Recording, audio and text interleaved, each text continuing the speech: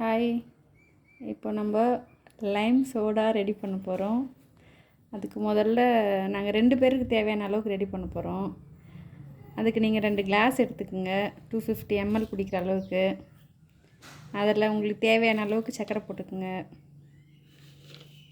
நாங்கள் ஒரு கிளாஸுக்கு 5 ஸ்பூன் சர்க்கரை போடுறோம். அந்த கிளாஸ் 250 ml பிடிக்கும்.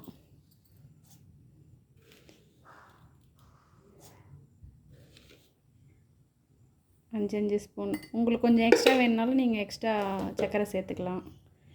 Next half lemon புழிகிறாங்க.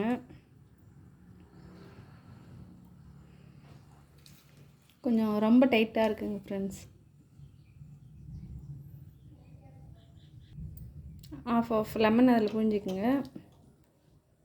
2த்துலேயும் ஆஃப் புழிஞ்சாச்சு. இப்போ அந்த சர்க்கரையை நல்லா மிக்ஸ் பண்ணிவிடுங்க ஸ்பூனால்.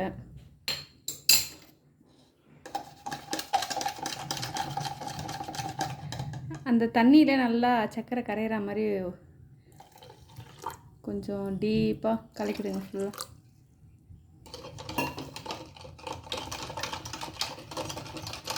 இங்கே பாருங்கள் ஃப்ரெண்ட்ஸ், இது சோடா. நம்ம கடையில் வாங்குறத விட நம்ம வீட்டிலே செஞ்சிங்கன்னா ரொம்ப ஃப்ரெஷ்ஷாக இருக்கும். தேவையானப்போ நம்ம இதே குடிக்கலாம். கடையில் ஜூஸு, 7up, கொக்கோகோலா இதெல்லாம் ரொம்ப அதில் கேஸ் அதிகமாக இருக்கும்,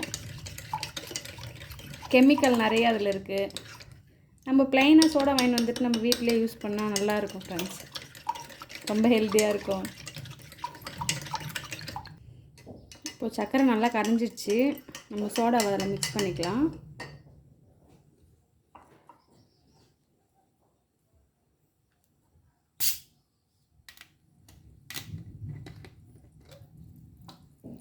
பாருங்கள், ரொம்ப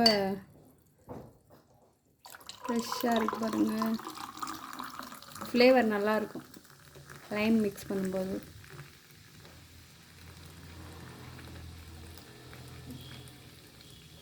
கேஸ் இருக்குது ஃபுல்லாக.